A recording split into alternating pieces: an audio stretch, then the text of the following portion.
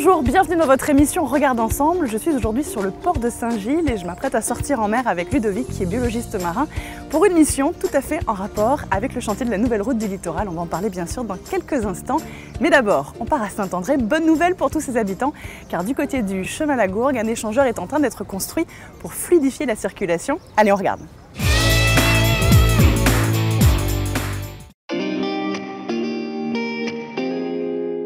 Sur cette portion du chemin Lagourgue à Saint-André, les voitures sont temporairement exclues. On a bloqué la route pour nous permettre de travailler sous ouvrage en toute sécurité, parce qu'il y avait beaucoup de voitures qui passent. Depuis 3 mois, des travaux sont en cours sur cet axe. Objectif, créer une bretelle d'accès à la RN2 dans le sens Saint-André-Saint-Denis. On a de gros problèmes de congestion sur la ville de Saint-André avec des problèmes d'accès à la route nationale.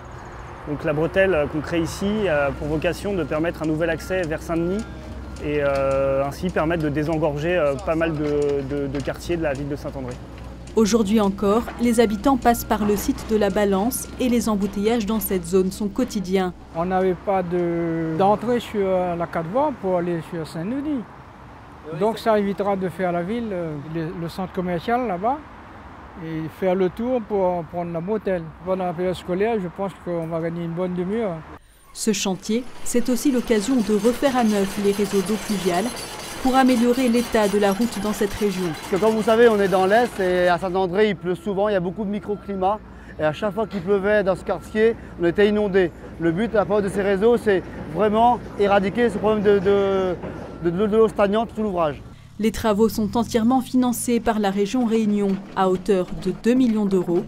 En attendant la nouvelle bretelle d'accès, la circulation restera coupée jusqu'au 27 novembre.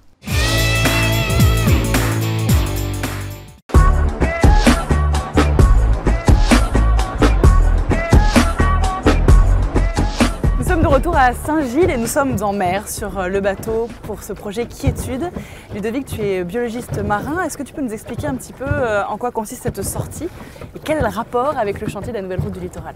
Alors le rapport, c'est que dans le cadre de ce chantier de la nouvelle route du littoral, il y a des mesures compensatoires pour compenser en fait une dégradation environnementale à la suite du chantier. Une de ces mesures marines compensatoires, il s'agit de la quiétude des cétacés et des tortues marines. Donc dans ce cadre-là, en fait, on est en mer pour faire de la sensibilisation et expliquer aux gens en fait, l'existence de la charte d'approche des cétacés et des tortues marines. Eh bien, tu vas nous en parler plus précisément tout à l'heure, mais d'abord on retourne bien sur terre, direction Saint-Paul, à la découverte d'une entreprise spécialisée dans le photovoltaïque et l'hydraulique. Et ils aimeraient bien étendre tout cela dans la zone. On regarde.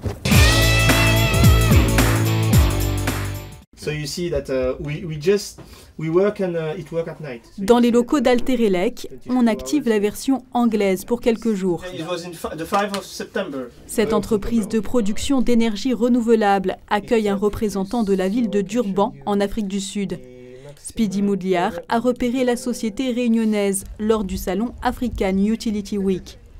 Alterelec s'y était rendu avec l'aide de l'agence de développement Nexa. C'est une bonne occasion de proposer notre savoir-faire à des pays qui en ont besoin. Et on s'est rendu compte sur place que sur les systèmes photovoltaïques, ils avaient toutes les compétences pour faire, mais que par contre, sur les systèmes micro-hydroélectriques, ils avaient besoin d'informations. Des informations que Melvin s'empresse de fournir aux Sud-Africains. Ce qui l'intéresse, c'est le fonctionnement de cette centrale hydroélectrique qui turbine de l'eau dans l'Ouest. Je vais présenter effectivement notre système de SCADA, de télégestion de notre microcentrale hydraulique. C'est un contrôle qui peut être fait directement avec les informations de la puissance, du niveau du bassin actuel et on peut effectivement donc recevoir toutes les alertes et toutes les informations qui sont nécessaires. Maintenant qu'il est sur place, l'intérêt du client potentiel semble se confirmer. On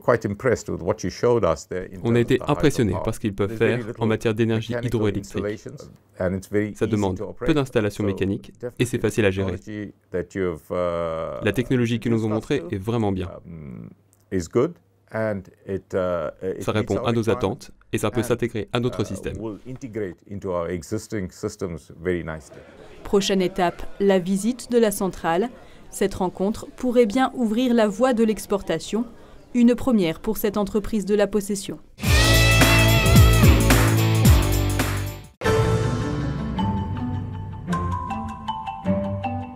Bonjour monsieur, Équipe de sensibilisation pour la quiétude des cétacés et des tortues marines. Vous connaissez la charte d'approche? Sur ce projet quiétude, Ludovic, quel est ton travail précisément en mer? Alors mon travail en fait, ça va être de faire de la sensibilisation, aller voir les usagers et les sensibiliser par rapport à la charte d'approche.